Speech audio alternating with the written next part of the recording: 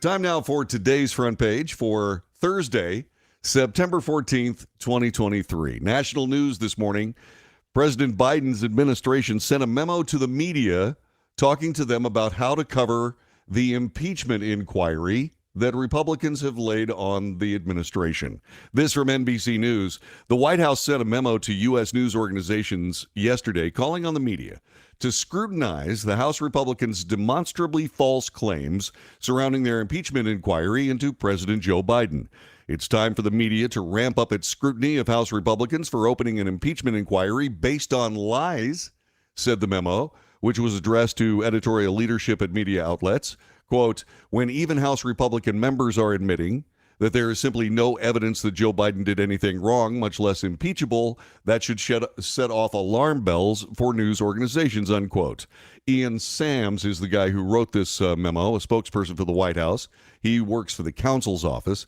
He also sent a 14-page appendix that rebuts 7 Republican claims and calls the impeachment inquiry, quote, all politics and no evidence. A federal judge in Texas yesterday ruled that an Obama-era policy that protects undocumented immigrants brought to the United States as children violates federal law. It's the latest setback for so-called dreamers in a case that will likely be decided by the Supreme Court. Created by former President Barack Obama more than a decade ago, the DACA policy, or DACA, halted deportations and granted work permits for certain immigrants brought into the country illegally as children, a group that became known as Dreamers. But the program was created through executive action, has been at the center of court battles for years. USA Today reports the Florida Surgeon General is advising against a new COVID shot, contradicting guidance from the Centers for Disease Control and Prevention. Florida Governor Ron DeSantis and the state's top health department official recommended residents against getting the new COVID-19 vaccine booster.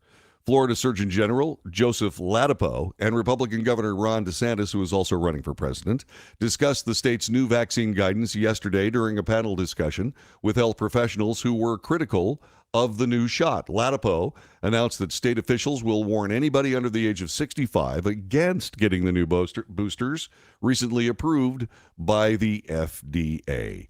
USA Today is reporting that a fresh alarm about white supremacism and extremism in the military. A coalition of 35 human rights groups, experts, and faith organizations are now calling on Secretary of Defense to account for the department's apparent lack of progress. They're talking to Secretary of Defense Lloyd Austin. Quote, extremism undermines the strength of the military and our democracy, said the groups, led by Human Rights First. They wrote in a letter to the defense secretary yesterday. The letter cites a USA Today investigation published in July, which found the military could show almost no progress on a collection of reforms Austin called for more than 2 years ago. The organization called for a public update, noting that the military's own study of extremism in the ranks has been completed but never publicly released. This according to USA Today. Politics this morning. There is some interesting news in the political game, specifically from the Washington Post. Longtime columnist David Ignatius called for a new Democrat presidential ticket for the 2024 election. Here's what he said in his column, quote, I don't think Biden and Vice President Harris should run for re-election. It's painful to say that, given my admiration for much of what they have accomplished. But if he and Harris campaign together in 2024, I think Biden risks undoing his greatest achievement, which was stopping former President Donald Trump. Biden would carry 2 big liabilities into the 2024 campaign, continued Ignatius. He would be 82 when he began a second term. According to recent Associated Press NORC polling, 77% of the public, including 69% of Democrats, think he's too old to be effective for 4 more years. Other columnists are weighing in. This from Politico. New York Magazine Intelligencer columnist Eric Levitz has an idea on how to make President Joe Biden more electable in 2024. That would be to drop Vice President Kamala Harris from the ticket and pick up a new running mate. He floated several options to replace Harris, including Michigan Governor Gretchen Whitmer, Senator Raphael Warnock, Senator Tammy Duckworth, and Representative Lauren Underwood. To be sure, it's risky to switch out the first black and female vice president for someone else, but it's also risky to saddle an 81-year-old nominee with an exceptionally unpopular running mate who, if all goes well, will all but be guaranteed the party's nomination in 2028. And so the political game churns again. By the way, USA Today is now reporting that as President Biden is trying to sell Americans on an economic rebound, the people of the United States simply aren't buying it. This is according to an exclusive poll from the Suffolk University Sawyer Business School and USA Today. Nearly 70% of Americans said the economy is getting worse, according to the poll. Only 22% said the economy is improving. 84% of Americans said their cost of living is rising. Nearly half of Americans, 49%, blamed food and grocery prices as the main driver. Food prices are going up. The rental prices are sky high. Fuel is going up and down like a yo-yo. This, according to Javier Torres, who's 65. He lives in Pembroke Pines, Florida. He's unsure whether he's going to vote for President Biden in 2024 like he did in 2020. The Wall Street Journal is reporting that Mitt Romney has announced his retirement. He said he was not going to run for a second term in the Senate, with the outspoken critic of Donald Trump citing his age and the need for fresh leadership in Washington as key reasons for his decisions. Quote, "I'm a little long in the tooth already. We don't need more like me.